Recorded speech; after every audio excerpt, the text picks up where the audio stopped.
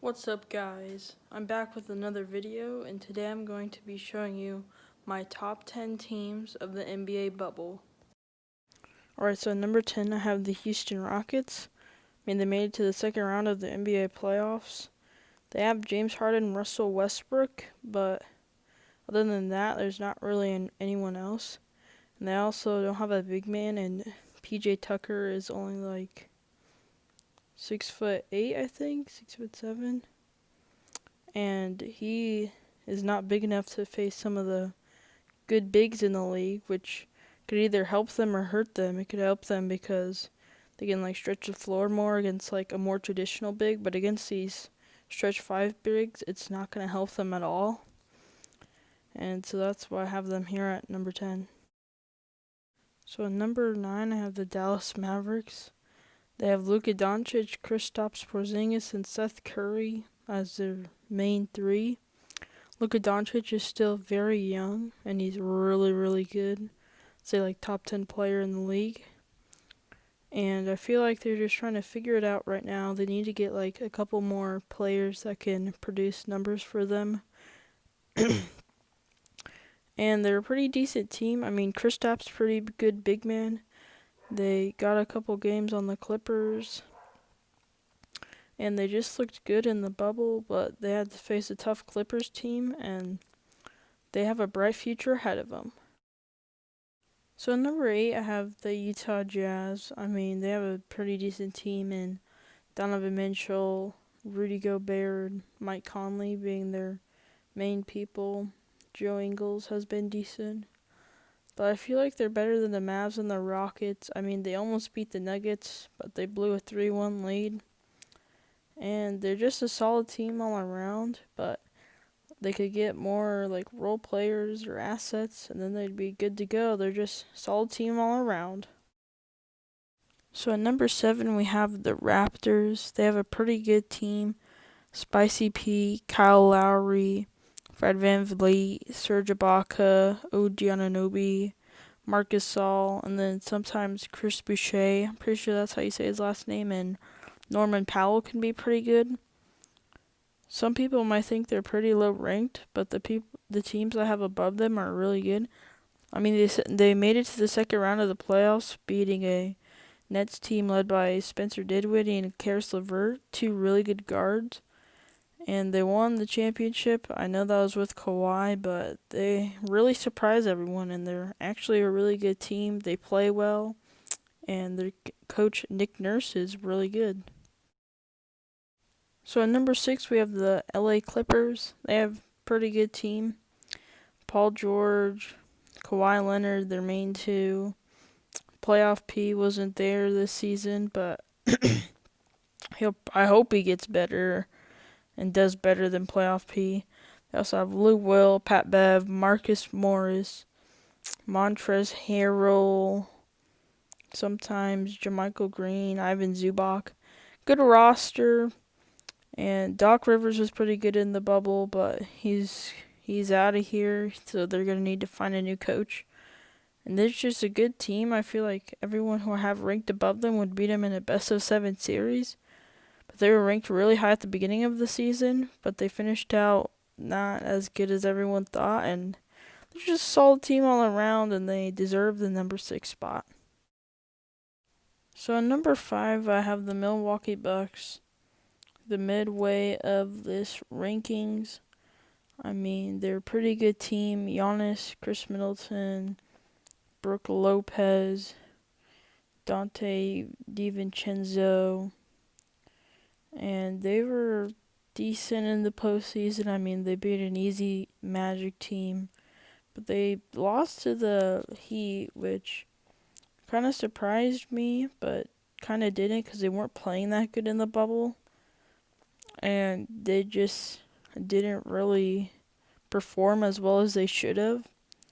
And their coach needs to get better on working how to complement Giannis and Chris Middleton together, because as we saw when Giannis was injured, Chris Middleton would just go off. And so that's what their coach needs to work on. Solid team all around. Well, I wouldn't say all around. It's mainly just Giannis and Middleton, but hey, got them the number 1 seed twice in a row, so they deserve to be high up on here for their good records. And they're just a good team, good players. And by players, I mean Giannis and Chris Middleton. I mean, of course, everyone on that team is good because they're all NBA players, but Giannis and Middleton are just like the highlight of that team. So, yeah, that's basically it. So, at the number 4 spot, I have the Boston Celtics.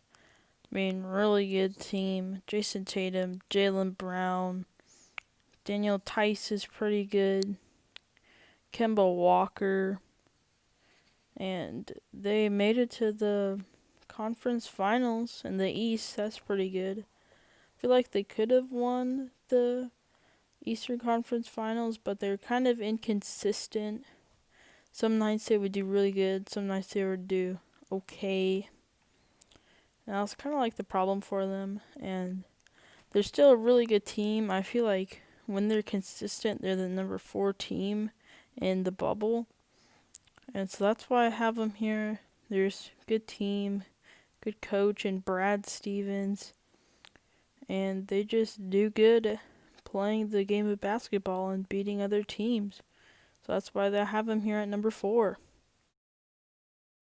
At number 3, we have the Denver Nuggets. They also lost in their conference finals, the Western Conference Finals, to the Lakers, who won the championship. They have a good team. Came back from 2-3-1 deficits. Shows that they can come back. They have the grit and grind. They have Jamal Murray, Nikola Jokic, Paul Millsap, Gary Harris sometimes is really good. And they just play good. They have a bright future. I mean, a lot of people on their team are young. I feel like they could use like a mentor, like an older guy who's decent, probably like 32 plus, who could actually like maintain a key bench role. And other than that, they're really good. I mean, second place in the West, not bad for this young team. At number 2, I have the Miami Heat. I mean, a loss in the NBA Finals is basically a guaranteed number 2. They have a good team. Tyler Hero, Jimmy Butler, Duncan Robinson, Jay Crowder, Bam Adebayo. Kelly Olynyk did decent when Bam Adebayo was out. Kendrick Nunn's pretty good. And I feel like this team could have at least taken it to 7 if there weren't injuries on their team.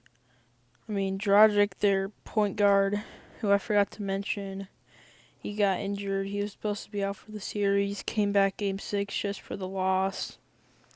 And Bam Adebayo missed a game or 2, I'm pretty sure. Kendrick Nunn had COVID and that messed him up. So he couldn't play as long as he used to. Just solid team. Jimmy Butler really carried. I mean, other players did good on their team. Duncan Robinson was a big factor for them. And they'll be back in the playoffs next year. And this time no one will be doubting them as much.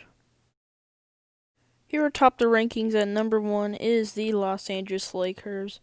Won the NBA Finals. That's guaranteed number 1. I mean, you can't argue it. And if you did, you'd probably sound stupid. Unless if you're like professional NBA stats analytics, or if you just had like a profession for like analyzing teams. I mean, LeBron James, Anthony Davis, Rajon Rondo, Caldwell Pope, they all did good. Dwight Howard, JaVale McGee. Dwight Howard can get under people's skin. I feel like it was mainly LeBron James and Anthony Davis. I mean, just those two did good this bubble. Rajon Rondo really stepped up. Caldwell Pope showed that he was clutch. And so they just deserve this number 1 after that win in the NBA Finals. And Anthony Davis should have been Finals MVP. He outplayed LeBron. And MJ is still the GOAT.